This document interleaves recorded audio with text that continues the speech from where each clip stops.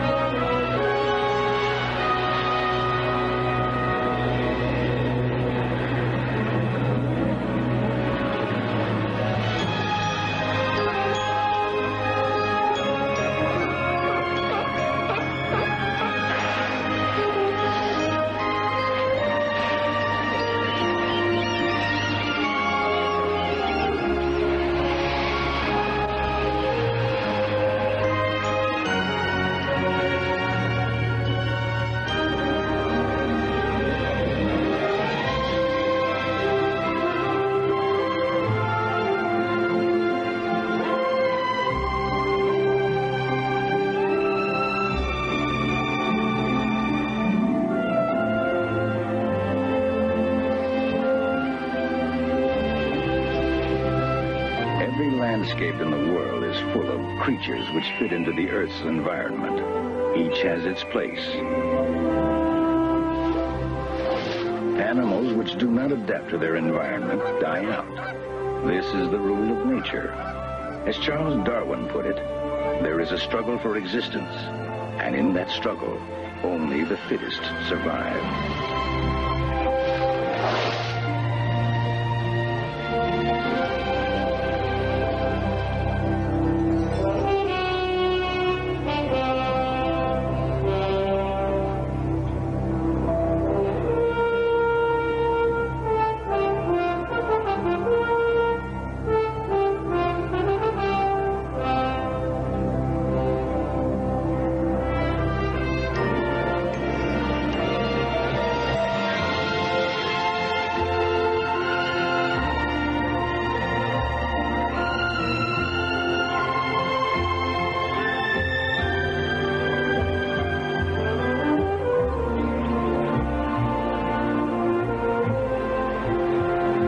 200,000 years ago, the world was lush and green.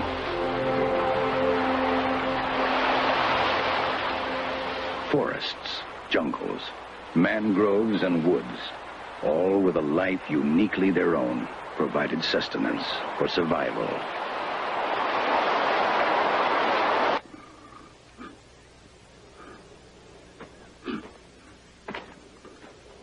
The demi-world creature between man and beast possessed only his instinct for survival. Without tools or language, the man-beast lived by his wits. His only possible weapon was the club, a rather crude survival kit.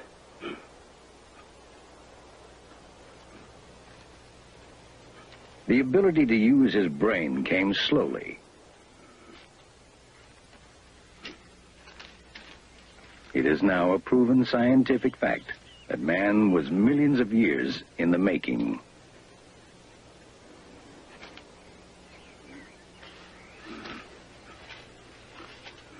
There were dead ends, new beginnings. He gradually learned to use fire and to make tools. 2 million years ago, he used crude stones to put a sharp edge on a pebble. This tool did not change for the next million years. Some creatures were stronger, some swifter. Some could see or hear better. Others were given natural weapons, horns, claws, venom.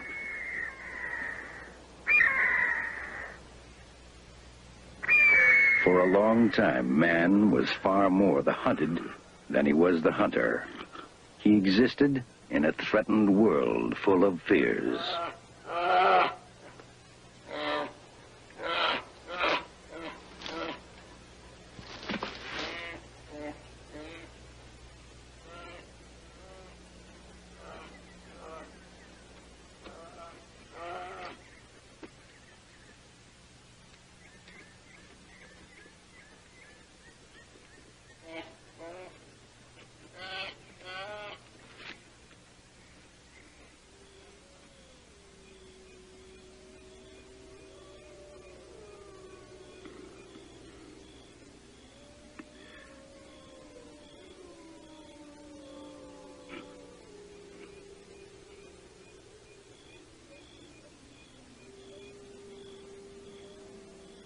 Is it possible that any of these creatures could have survived?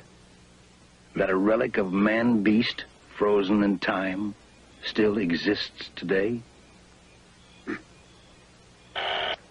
Bigfoot Center? Yes? Where did this happen? And your name? And your phone number? Peter? Yes, we will send someone out right away. Thank you. This one looks real good. A reported sighting of the monster is a call to action for Peter Byrne, his staff, and his wife, Celia. Tell me, Wade, what does the thing look like? It was an ape-like creature. It didn't walk on all fours. It was stooped over. When it stood up, it didn't stand up erect. It was still stooped over. And I walked off into the woods, and it didn't make a lot of noise. Was it very big, very muscular? Yes, pretty muscular. The hair on it, I'd say, was about 2.5, 3 inches. And it wasn't as dark like a bear. It was tannish color. And it didn't make any noises? No, it didn't. It just observed, and the reflection from his eyes were yellow. And it just, it knew I was coming when I got up to it and just turned and walked off. Peter and Celia Byrne worked together in the field, investigating reported man-beast sightings. How many are there altogether? Let's see. We've seen about a dozen going up the hill. They're fairly well spaced. What do you think of them yourself? Well, they're blurred, but I think that's because it's so windy. Why don't we take a plaster cast anyway? I think we should do that. Maybe one or two of them up there, because they look more definite. When the phone rings, I respond enthusiastically, because that could be the call which would lead us to a find, lead us to actually seeing one of the things and perhaps getting some pictures. When I grow a little tired or a little irritated at the hundreds of calls that come in that lead to nothing, I try to remember that one of the basic requirements of a good hunter is patience.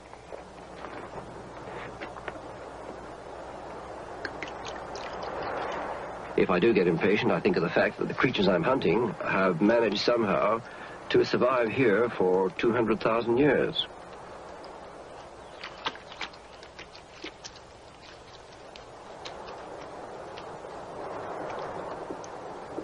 Peter and Celia Byrne created a clearinghouse for authenticating man-beast sightings. These are plaster casts, and when we find a footprint out in the mountains somewhere, we go out, make up a mixture and pour it in, and after a while it hardens, and this is the result. That's the big one there. And then, of course, we have comparative casts. This is a cast of a bear, the back foot of a bear, you know, just to show the difference between the two. Where did you find these? Some were found in Oregon, and some were found in Washington. That one over there in Oregon, and then this one here in Washington. And they're typical Bigfoot footprints. That's what they are. He has collected hundreds of actual stories, but none more mysterious than the case of the disappearing skier.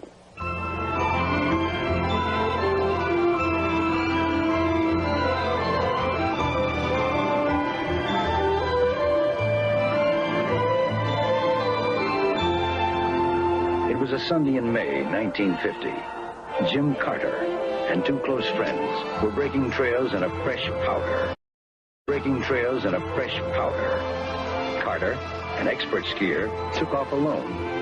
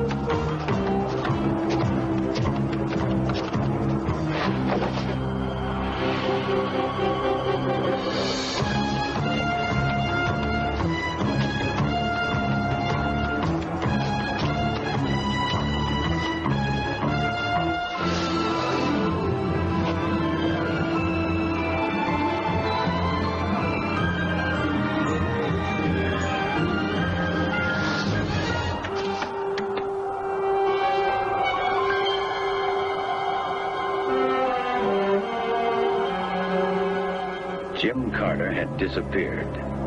He knew the terrain well. He was a bold skier, but not reckless. When his friends went searching for him, they saw irrational ski tracks that didn't make sense. Carter must have been terrified. It was their conjecture that something unusual and violent had happened. These tracks lead down here and disappear.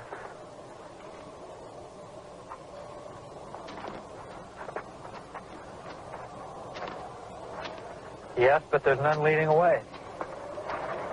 I don't understand it. Carter's friends mounted a search, but in vain. Jim Carter was never seen or heard of again.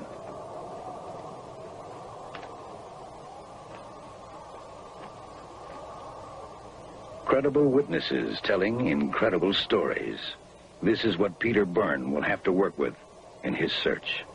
These creatures are very fortunate in one aspect, and that is that they have an enormous habitat, which means that if they're spotted on a Monday morning, that on a Tuesday morning, 10,000 people are not going to go dashing into the forest saying, "There's a Bigfoot, let's go after it."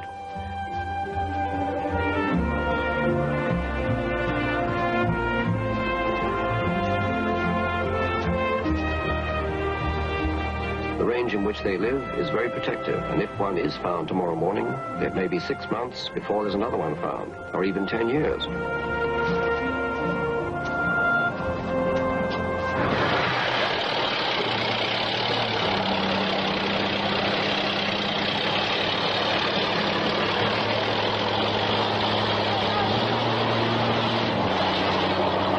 Their habitat is rapidly disappearing as we continue to consume the forests.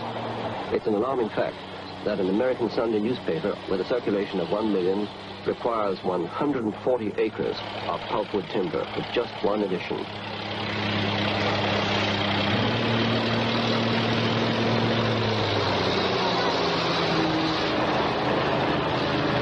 It's this very process of lumbering which brought forth one of the most poignant stories in my files. It involves 7-year-old Cindy Halsinger, who lives near Mount Hood in Oregon.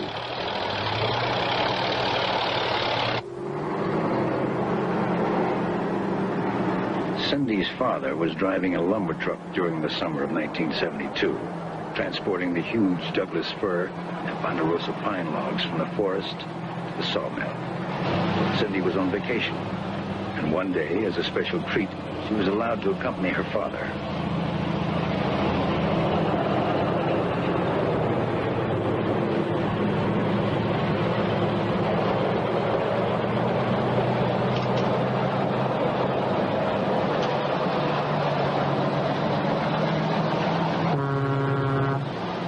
As her father was carrying a full load back to the sawmill, a chain securing the heavy logs came loose.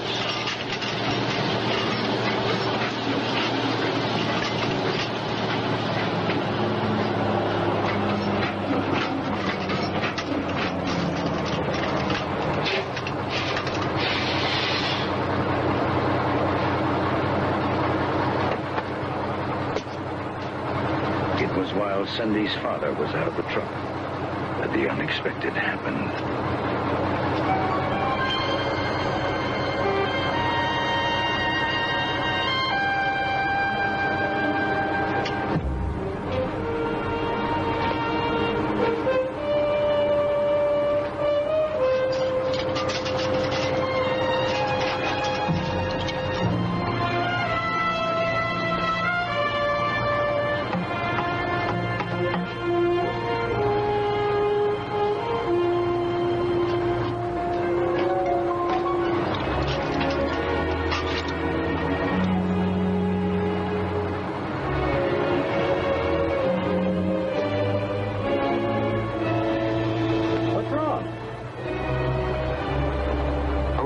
Would her father learn what it was she saw? I always wondered who was the more afraid, the child or the beast.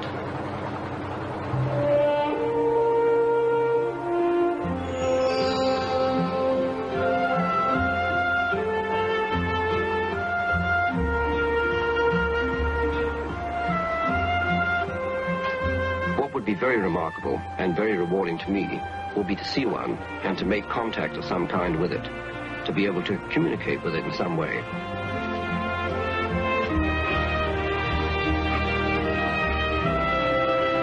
sounds very far-fetched. To see one, like one of the sighting reports we've had where a man actually saw one at his campfire.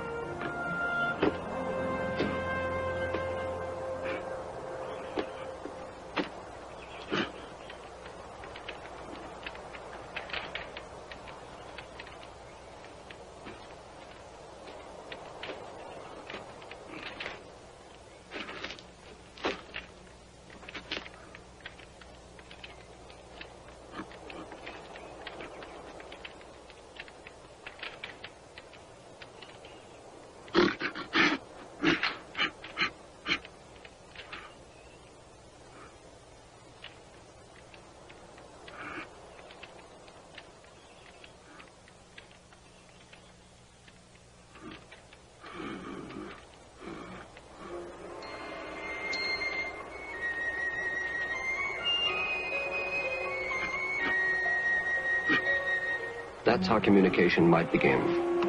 It might raise its hand, you might raise your hand. You might give it something, it might receive it.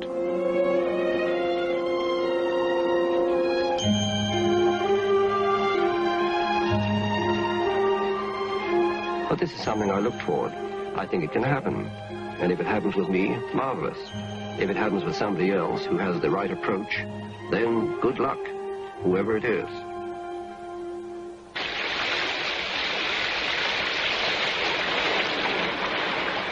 I may die never having seen a Bigfoot.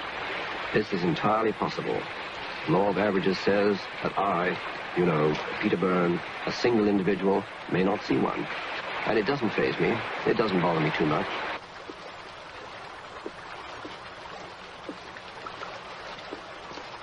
I find the excitement of looking for one sustaining enough. And the evidence which I see occasionally, footprints, the sounds we've heard, things like that, this is enough to keep going.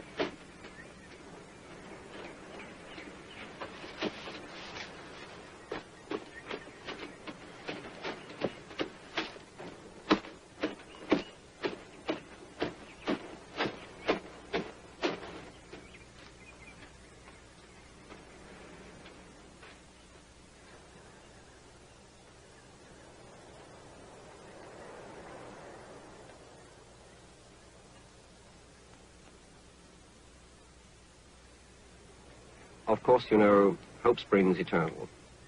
I hope, you know, that I'll see one. I hope that Celia and I will see one. We would like to. And if we don't, well, that's fortune. That's fate. Well, that's fortune. That's fate.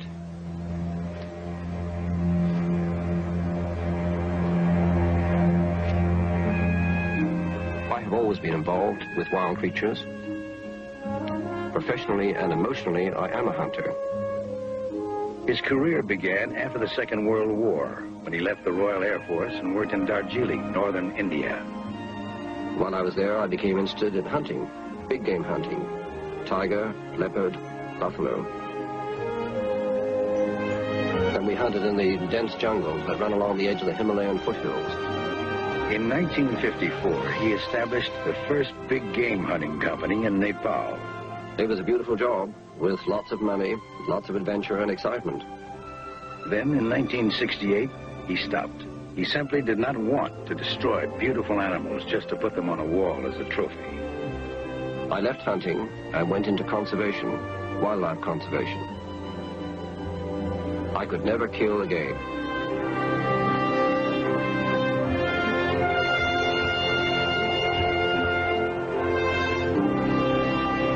To me, the quest for the creature is what I call the ultimate hunt.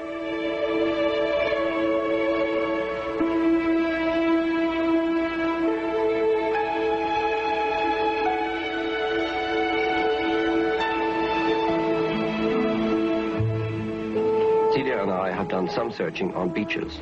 We've walked on beaches and looked at the amount of natural food there is there, you know, edible clams, fish and so on.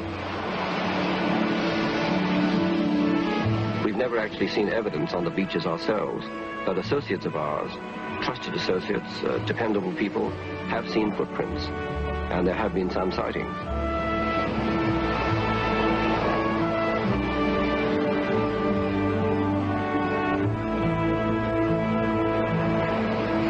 The beaches of Oregon alone are vast. I think you're looking at probably 400 miles of beaches. We've done a great deal of searching, and we will continue to do more searching in the future. I think we realize now that this is not something we can drive out into the forest and see. This is not something we can say, well, today's the day we're going to find one, and go out and find it. We're dealing with something that is shy, elusive, small in numbers, living in an enormous area. It's like looking for a needle in a haystack. And in this case, the needle is moving. It doesn't want to get found. So it will take years and years. But I am patient. I am prepared to wait.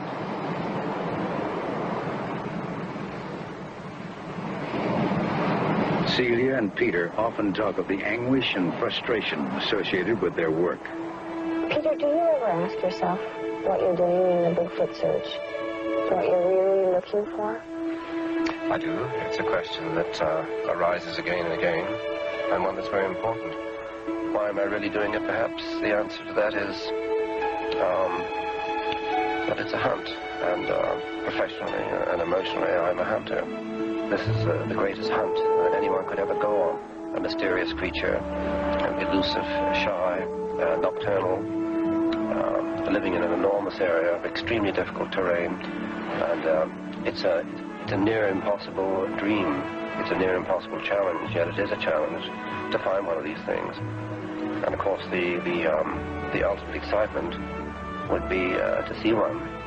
See one of these creatures would be like meeting a man stepping out of the primeval world, of the prehistoric being. It'd be like reaching back into the past. This is what keeps me going. This is the spirit.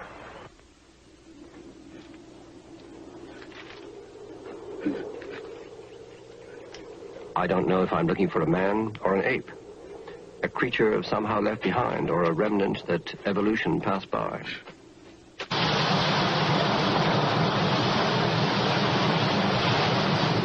The quest has drawn me to perilous but exhilarating places, running the great rivers of the Nepal Himalaya, probably the most dangerous rivers in the world.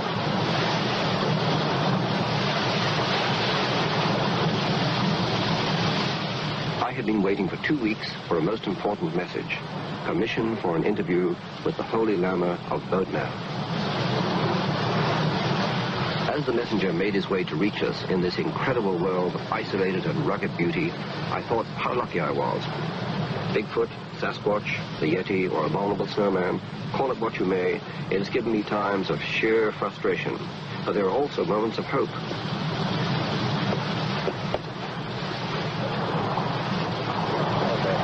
Sometimes I feel like Ahab after the great white whale. Right. Want to hold that, Bill?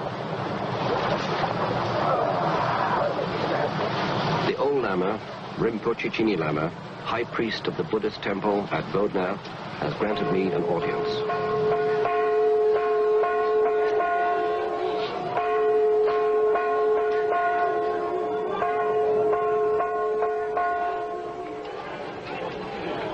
As I walked through the marketplace of Kathmandu, the capital of Nepal, I hoped the Rinpoche could help. I was looking for eyewitness accounts of Yeti sightings.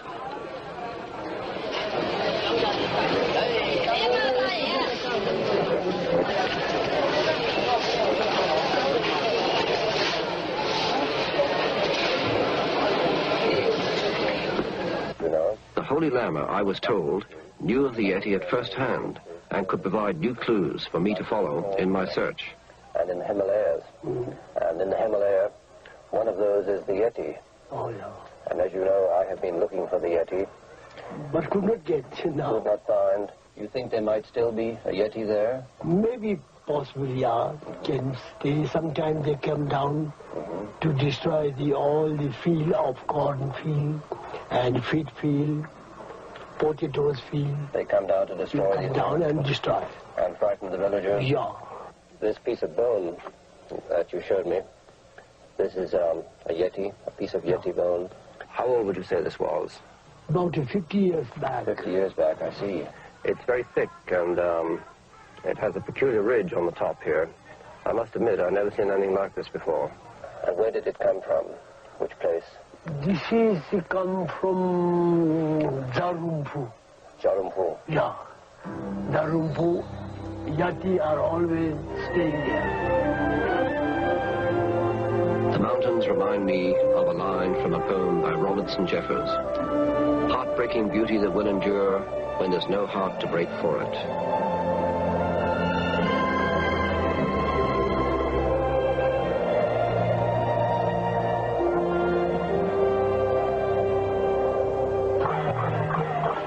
The Sherpas of Nepal are a superstitious people, and the Yeti has become ingrained in their religion and folklore.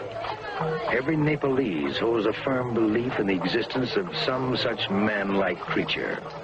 The word Yeti means dweller among the rocks, but Tibetans call the beast Meto Kangmi, which only loosely translated means abominable snowman.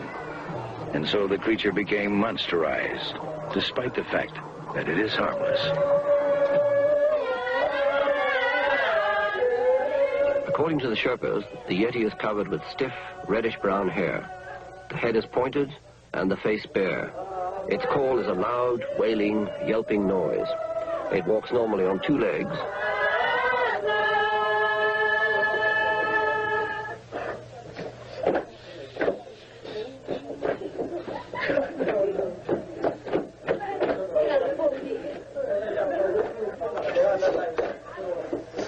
There is an openness and sincerity about the Sherpas that I greatly admire.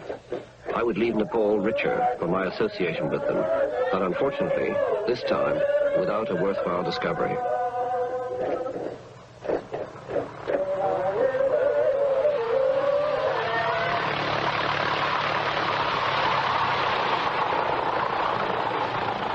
It would be hard to imagine anything wilder or more rugged than this stern country. Thousands of square miles of unexplored, impenetrable hiding places. Any beast of even moderate intelligence could lie hidden in the numberless small ravines, rock-strewn slopes, and gullies.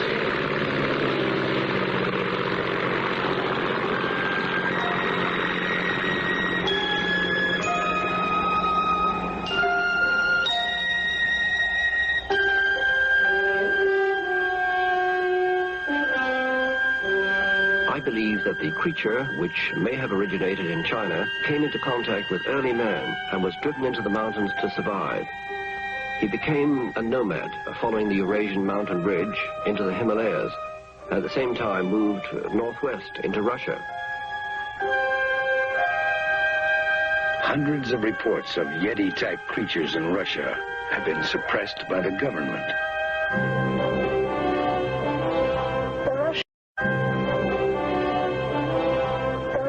Fieldwork in this mystery of the abominable snowman or Yeti is very much mixed up with the idea of a relict hominoid. British journalist E.A.T.A has been working closely with Russian scientists. Something that has escaped, that hasn't found a slot in what is known as the ascent of man, or in some cases the descent of man, I think. I think the Russians are very far ahead in the sort of things that they have turned up down the years, because it isn't only in recent years, as I told you before, that... E.A.T.A told me a fascinating story of a creature that was captured in Russia.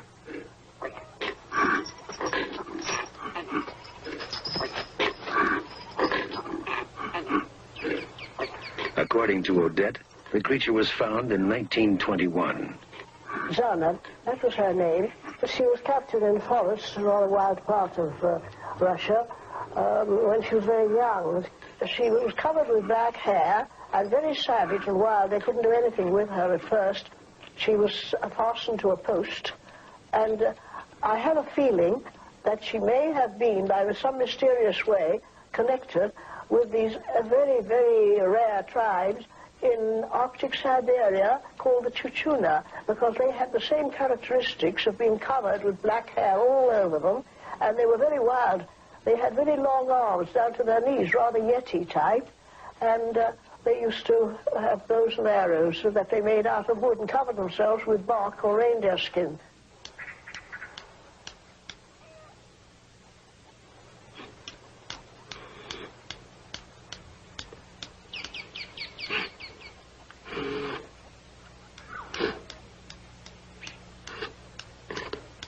She was really a most extraordinary case. After a while, she became a little tamer, and they arranged a sort of compound for her near the farmhouse.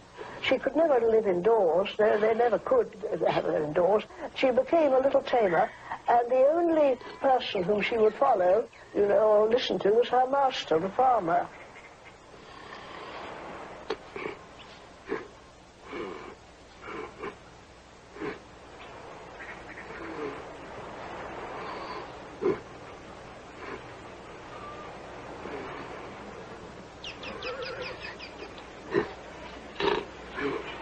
The extraordinary thing is that she produced two children. Each time there was a birth, she used to take the poor little beggar to the icy cold river and wash it there in the icy cold. So, of course, the babies all died until the farmer's wife finally decided that the next one she would rescue it, which she did. And this accounts for some of Zana's descendants being quite human and living to this day in Azerbaijan. I think the Russians really have discovered, and that is down the centuries, that there are primitive remnants of very, very early man, almost Stone Age, and that these people have existed, and may still exist, in very remote parts of the earth.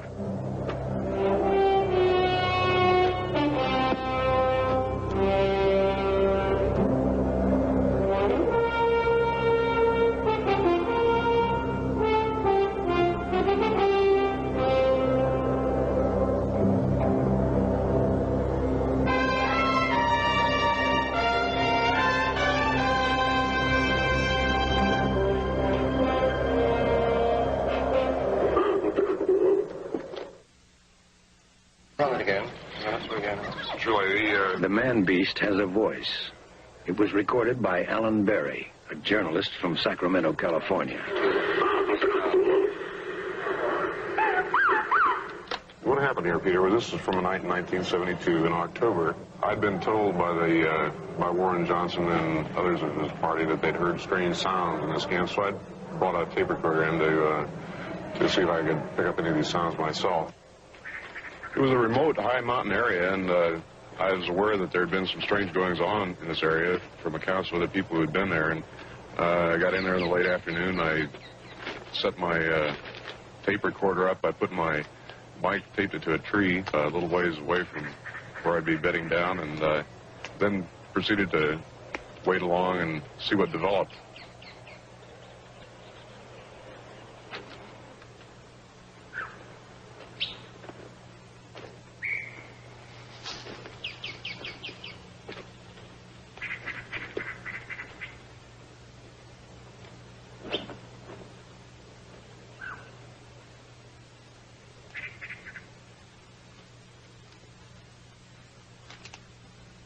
Later on that evening, after it grew dark, I was tired from the hike in, and I began to doze off, when all of a sudden I was awakened by some strange sounds.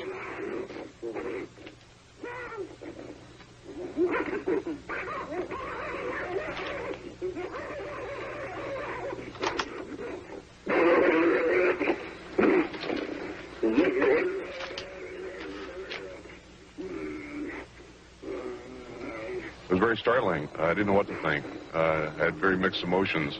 On one hand, I was wondering, well, could somebody possibly be out there doing it, some human being? And on the other hand, viscerally, my knees were shaking and insides were turning a bit, and I was wondering if maybe what I was hearing was some creature that was stranger than anything that we knew.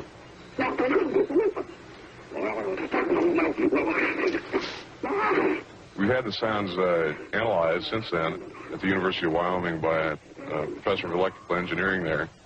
And the results are the sounds could not have been made by man or any known animal.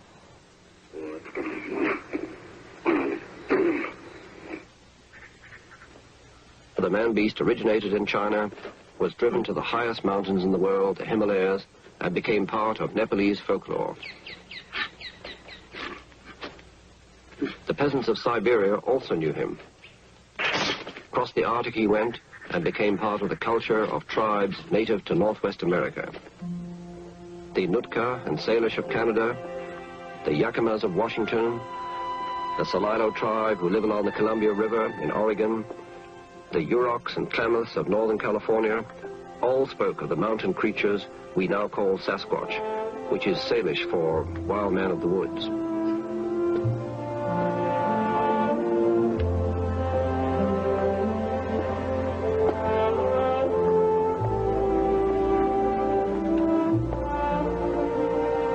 The names each tribe had for the creature were different, but all meant the same thing.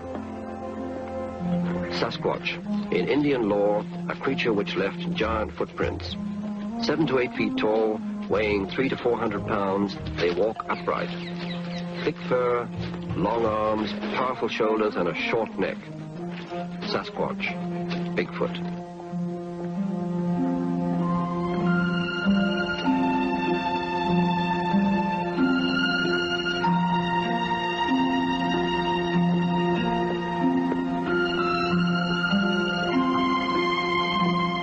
The Manbeast has been described by American Indians for hundreds of years.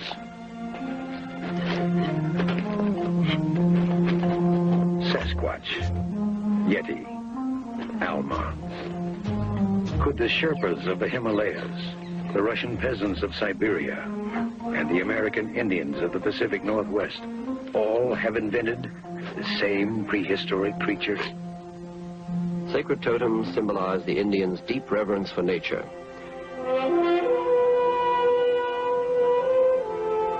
They accorded to all living things a divine spirit. Theirs has always been a reverence for life. To them, the Sasquatch was no imagined demon. If we are to convince modern science that the man-beast exists, we must learn how it lives and where it hides. If Bigfoot exists, why have we found no evidence such as skeletons or bones? The answer is, they rarely are preserved in this region.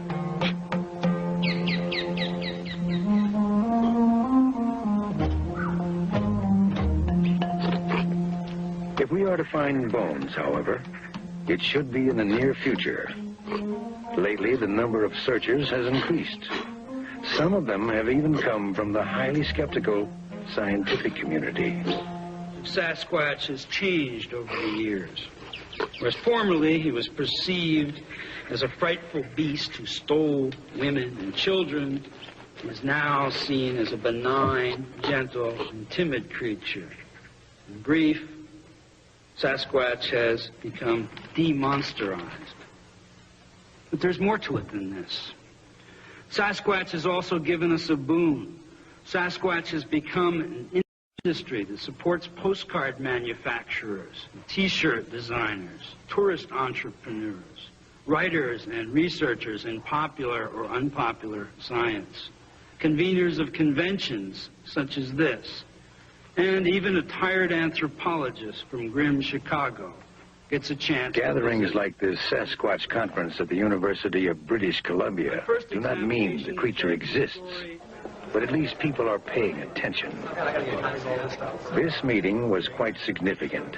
It's the first time scientists and Bigfoot believers have gotten together. Old adversaries are finally talking to each other. Experts came from all over the world.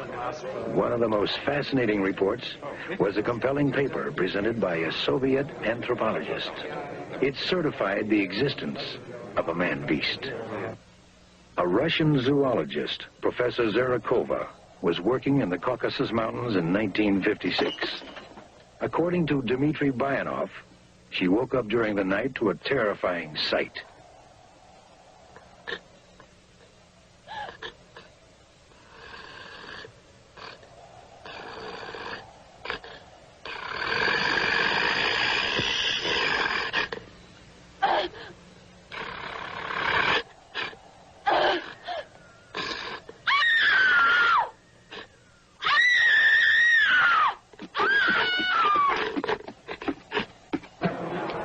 The Zarakova story was only one of many.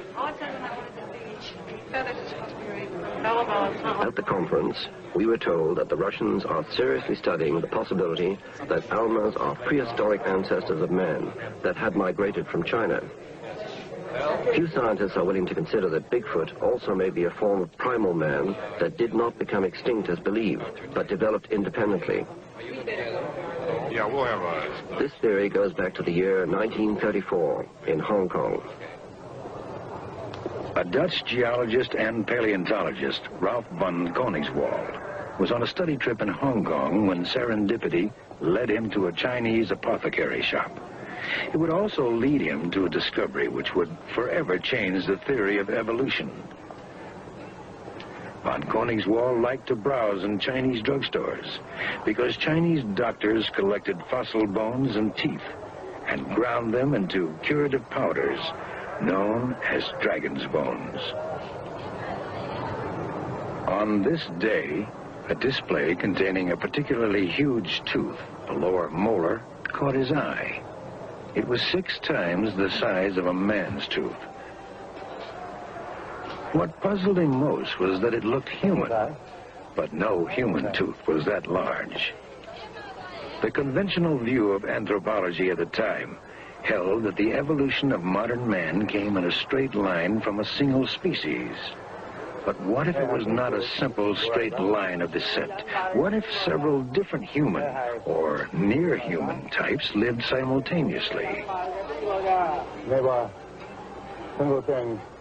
He asked the owner where it came from. The owner did not know. It had been in the family a long time. This set von Koningswald on a 22-year odyssey that resulted in one of the most remarkable discoveries in history. Von Koningswald found evidence that there may have been at least 2 separate human species. Excavating throughout China, he uncovered the largest primate bones ever encountered. The creature from which they came, von Koningswald named Gigantopithecus, the gigantic ape. But was it ape or man? Could it be the ancestor of the abominable snowman or Sasquatch?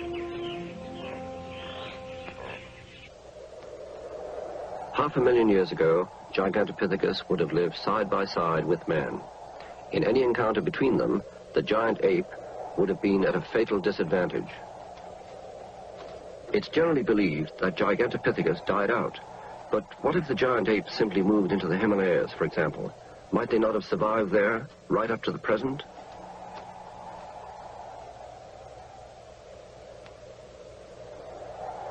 These mountains are noted for their ability to isolate populations of animals in steep valleys and protect them from outside competition. Today, the Himalayas are truly a biological sanctuary, where creatures long extinct elsewhere continue to live in the inaccessible valleys.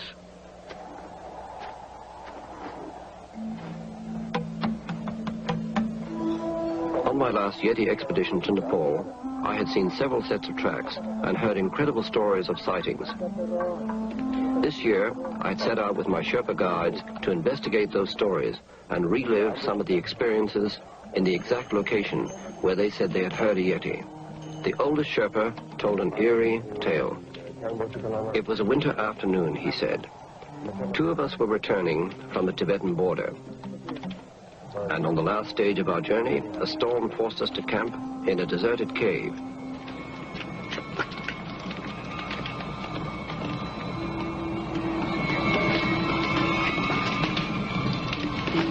We made our way deep inside where it would be warmer.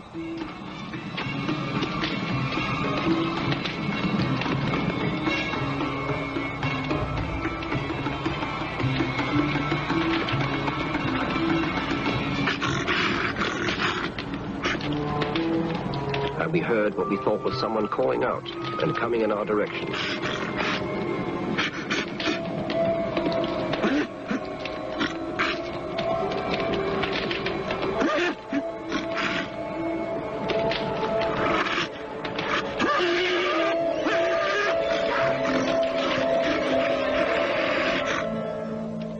The next morning, in the fresh snow, we saw a set of newly made tracks of a creature walking on two legs.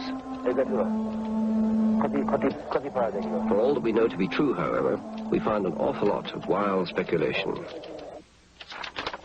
Bigfoot has achieved stunning notoriety. Some of the news coverage is far-fetched, some quite respectable. One unusual photograph sent Peter on an extended wild goose chase. I was led to a farm where the owner was supposedly keeping a Manbeast in cold storage. I was simply there to verify whether such a creature existed. Several articles supported by pictures claimed the farm's owner had frozen the creature in ice. But on the farm I was met with evasion and suspicion. I was not allowed to see the creature that I knew was there, that I knew had been on display at carnivals.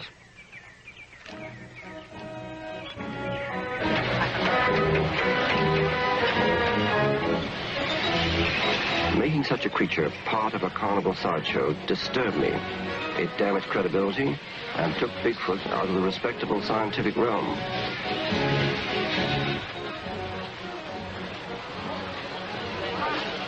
Indeed, a frozen man was on display at carnivals.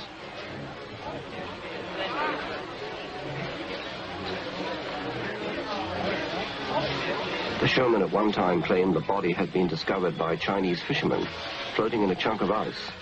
He said he found it in a Hong Kong warehouse. Then later, he changed his story. He reported to the press that he came across the creature on a hunting trip and that he shot and killed it. Whatever the story, two scientists who briefly examined it say it may be the real thing.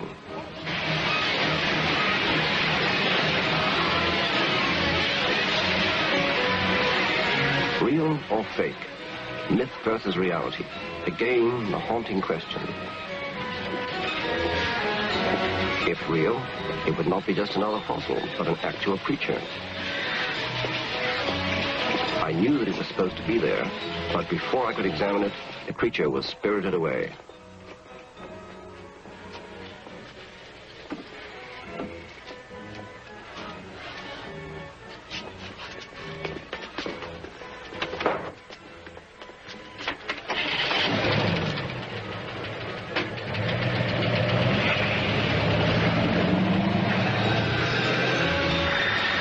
A great deal of mystery surrounds the sideshow attraction I had been following. An investigator from the Smithsonian requested to see it and was refused. Without examining it, he concluded that it was a fake, probably nothing more than latex rubber and hair. I believed that the creature could be a young Bigfoot. I believed that it was real.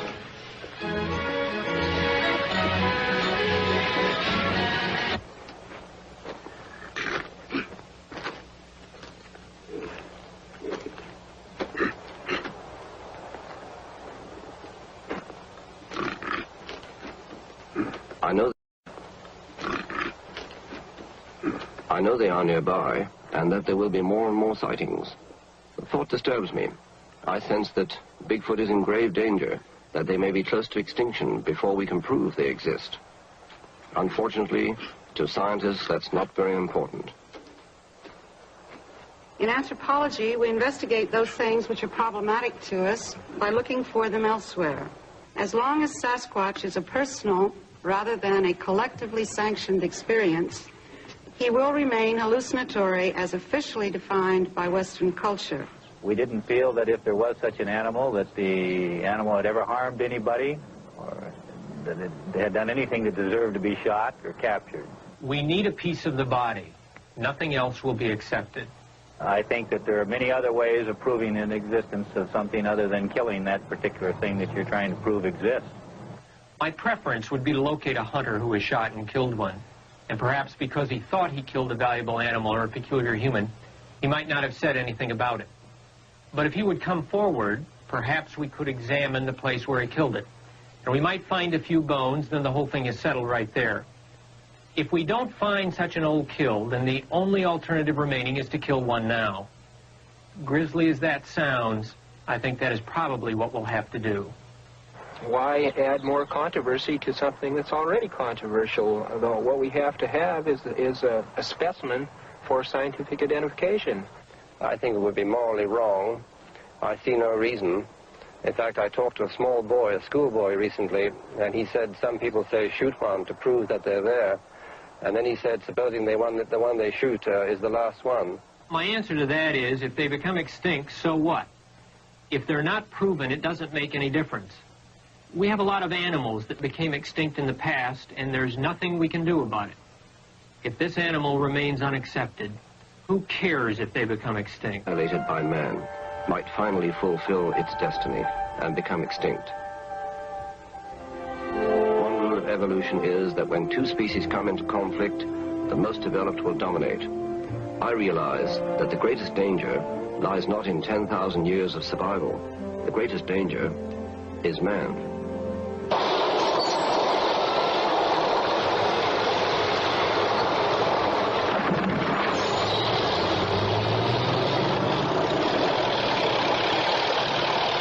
As civilized man cuts through the wilderness, chances of meeting the Manbeast will greatly increase. As the private sanctuary is reduced, he will be forced to migrate. There will be fewer places to hide.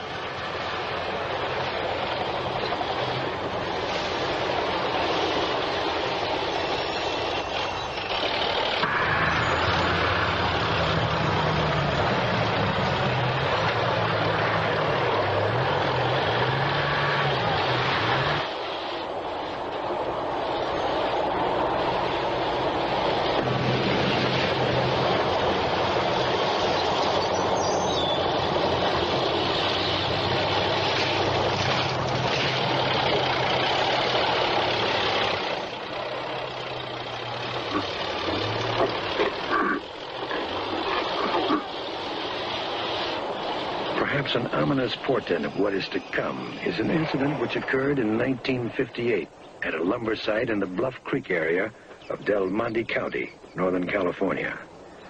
It was August 27, 1958. A construction crew headed by Thomas Sauerwein was building a lumber access road in the Bluff Creek Valley. It was customary for the workers to leave their heavy-duty equipment parked overnight. The territory, incidentally, is virtually unexplored.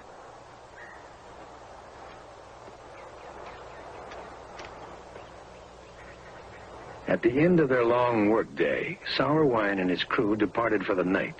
They secured their bulldozer and left it parked at the site.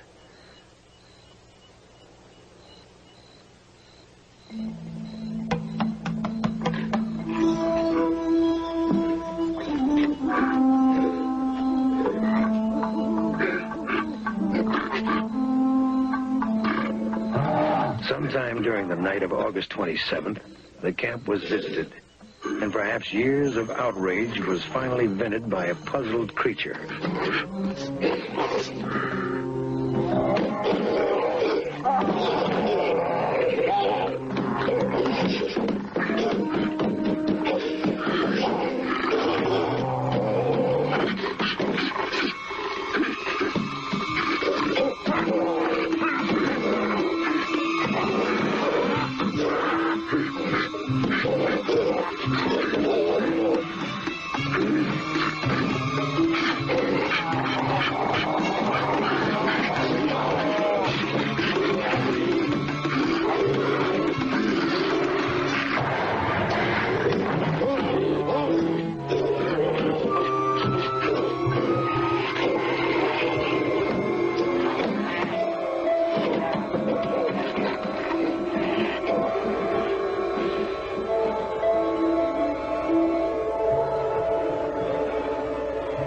The next morning, the camp was a shambles. When the construction crew returned, they at first suspected a hoax. But there were unusual footprints around the bulldozer. Footprints 17 inches long. Sauerwein traced them down a steep incline from the parked bulldozer. The stride was enormous. It was 4 feet long. Then he found an oil drum. A nearly full 55-gallon drum of diesel oil had been flung like a toy. There was no doubt. It was the Manbeast.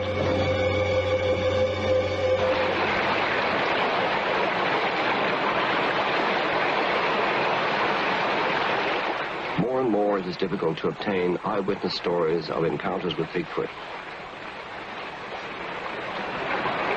Those who tell stories publicly are often exposed to ridicule. I promise not to tell the woman's name. The story you're about to see is true. It happened on the E.A.T.A River in Washington.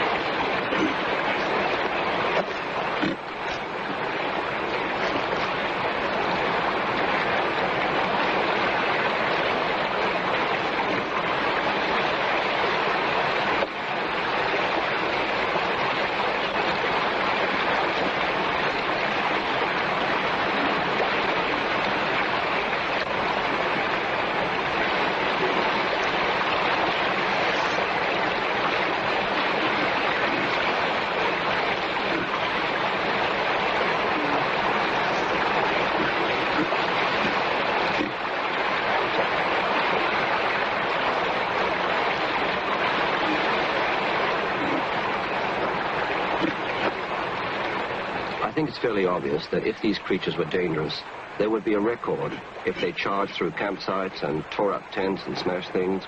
They do no such thing. Whatever they are benign, innocent, inoffensive creatures. And this is one of the reasons, one of the things that engenders my feelings, my protective feelings, if you like, towards them.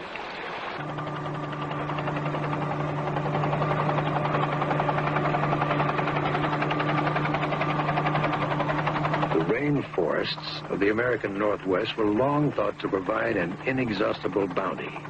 Hundreds of thousands of acres rich in timber should have been able to supply all the products a nation needed.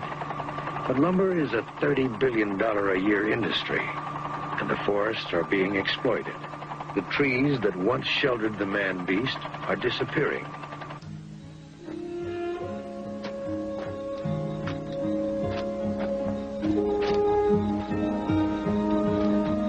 If there really is, as I believe, a free-roaming Manbeast on Earth, it must be a close relative from our distant and forgotten past. Proving its existence would be the most significant anthropological discovery of the century.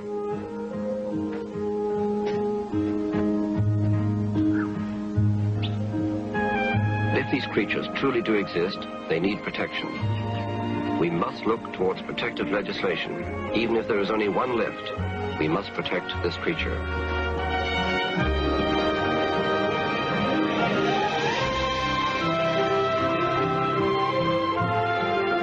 I believe in the Manbeast. There's historical evidence, there's the enormous habitat that can feed, support, hide them. And there's the very, very good evidence of the continuing eyewitness reports. And this is enough for me. Enough to convince me that there's something out there, something worthwhile following. And when we look deeply into the wilderness, he will be there, as he has been for thousands of years. But this time, he will need help. Help from man.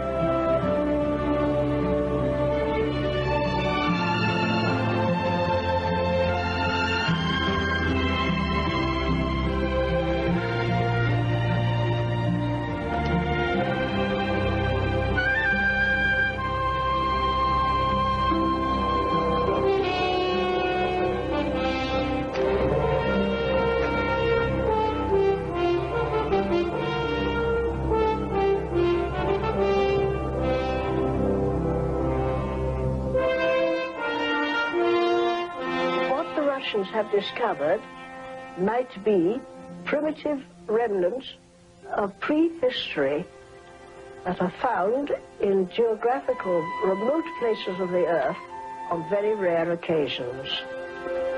Bigfoot.